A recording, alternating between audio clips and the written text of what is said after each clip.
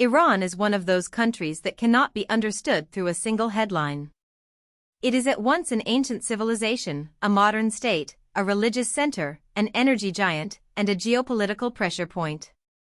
Officially called the Islamic Republic of Iran, it sits in West Asia, in a position that links the Middle East, Central Asia, the Caucasus, and South Asia. For much of history, the outside world knew this land as Persia, a name still strongly associated with empire, poetry, architecture, and high culture. Today, Iran has more than 92 million people and ranks among the largest countries in the world by both territory and population. Its capital, Tehran, is not only the biggest city but also the economic and political center of the country. To understand Iran, you have to see both layers at once, the deep civilizational past and the intensely contested modern present. Geography is one reason Iran has always mattered. The country borders Iraq and Turkey to the west, Azerbaijan and Armenia to the northwest, Turkmenistan to the northeast, Afghanistan and Pakistan to the east and southeast, and the Caspian Sea to the north. To the south, it reaches the Gulf of Oman and the Persian Gulf, two maritime zones that are crucial for global energy routes. This location makes Iran a bridge and a barrier at the same time.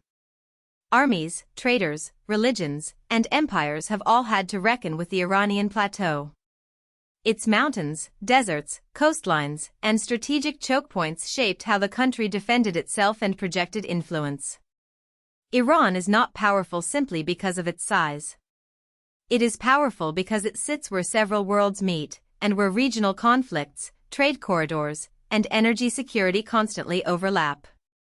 Iran's historical depth begins long before the modern state. The territory of present-day Iran was first unified under the Medes in the 7th century BC, but it reached a much larger historical role under Cyrus the Great. In the 6th century BC, Cyrus founded the Achaemenid Empire, one of the largest empires the world had ever seen. It stretched across huge parts of the ancient Near East and became famous for sophisticated administration, roads, taxation, and imperial governance. Ancient Iran contributed to early developments in writing, agriculture, urban life, religion, and state organization. This matters because Iran's identity has never been only about recent politics. The memory of Persia as a major civilizational power still shapes how many Iranians and outside observers understand the country. Iran sees itself not as a new creation, but as an heir to one of humanity's oldest continuous traditions. The story did not end with the Achaemenids. Alexander the Great conquered the Persian Empire in the 4th century BC, but Iranian political identity survived conquest. In the 3rd century BC, the Parthian Empire emerged and eventually restored Iranian rule over much of the region.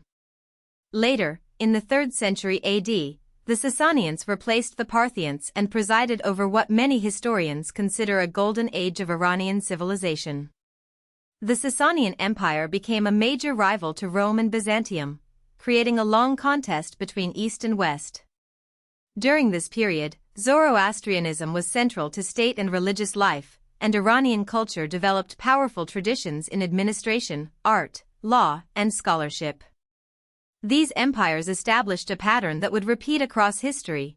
Iran could be invaded, disrupted, or transformed, but it repeatedly reassembled itself around a distinct cultural and political core.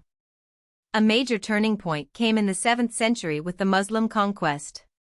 Iran underwent Islamization, but this was not a simple replacement of one identity with another. Over time, Persian culture merged with Islamic civilization in ways that deeply influenced the wider Muslim world. During the Islamic Golden Age and the Iranian Intermezzo, Iranian Muslim dynasties helped revive the Persian language and contributed to literature, philosophy, mathematics, medicine, astronomy, and art. Persian became a language of high culture across vast regions, far beyond Iran's present borders. This period is important because it shows Iran's ability to absorb outside forces and then reshape them. Islam became central to Iranian life, yet Persian identity did not disappear. Instead, Iranian civilization helped define what Islamic civilization itself would become in poetry, science, governance, and intellectual life. From the 11th to 14th centuries, Iran passed through another turbulent era: Seljuk rule, the Khwarezmian period, Mongol conquest, and the Timurid Renaissance.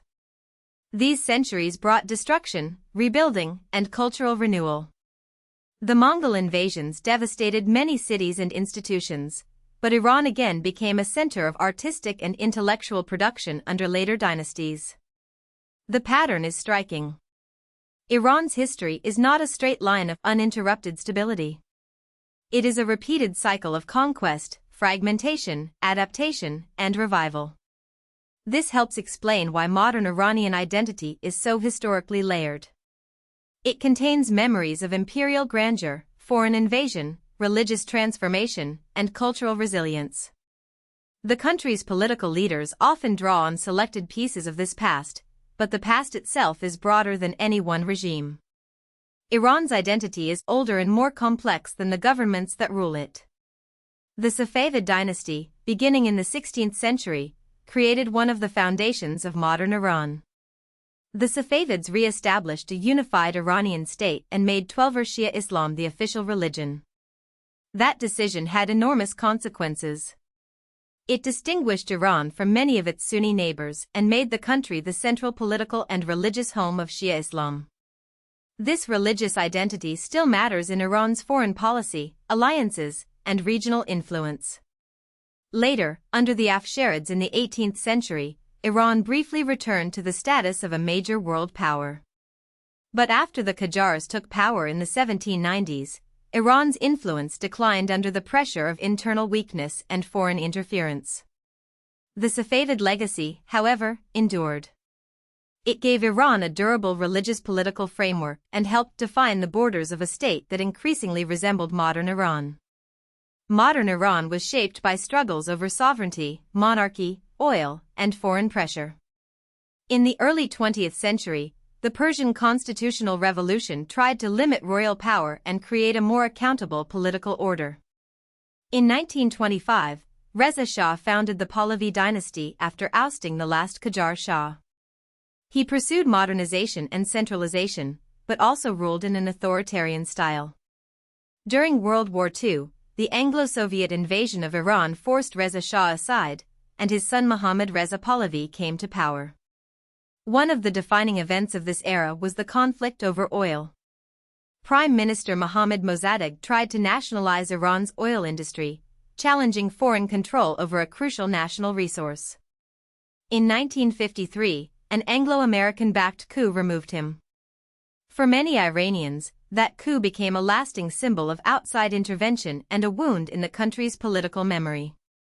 The Iranian Revolution of 1979 transformed the country completely. The monarchy was overthrown, and the Islamic Republic was established under Ruhollah Khomeini, who became Iran's first supreme leader. The new system mixed republican institutions with clerical authority, creating a state where elections exist but ultimate power rests with unelected religious leadership.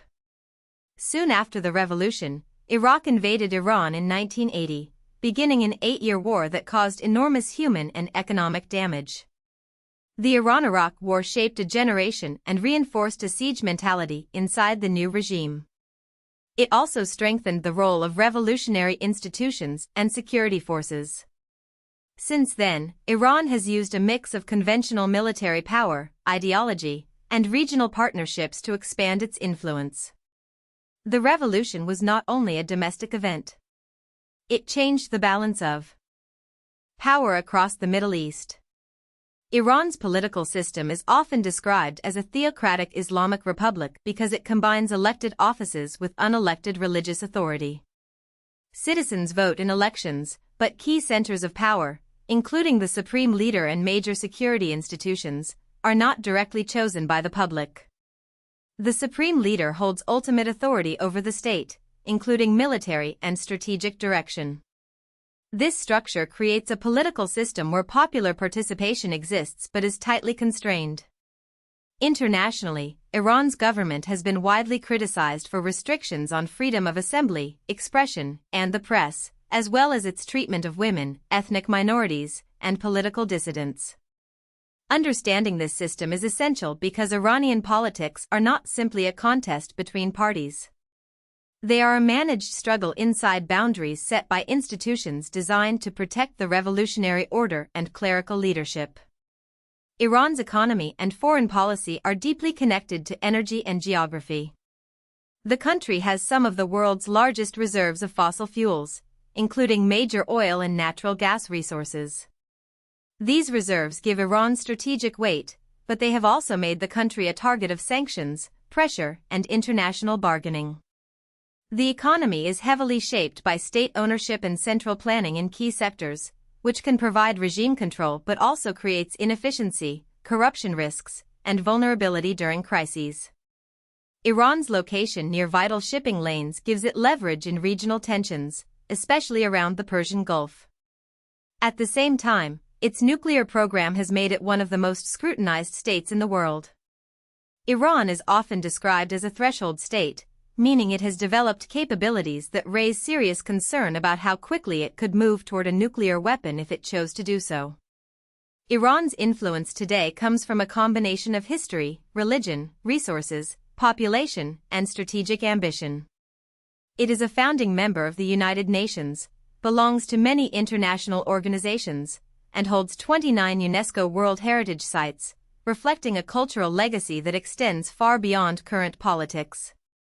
Yet the modern Islamic Republic remains at the center of intense regional and global disputes, including tensions with Israel, Saudi Arabia, and the United States. Its role as the focal point of Shia Islam gives it ideological reach, while its geography and energy reserves give it hard strategic importance. Iran cannot be reduced to a dictatorship, a civilization, an oil state, or a religious power alone. It is all of those things interacting at once. That is why Iran continues to shape the Middle East, not just because of what it does now, but because of the deep historical forces behind it. If you found this helpful, please like this video and subscribe for more explainers.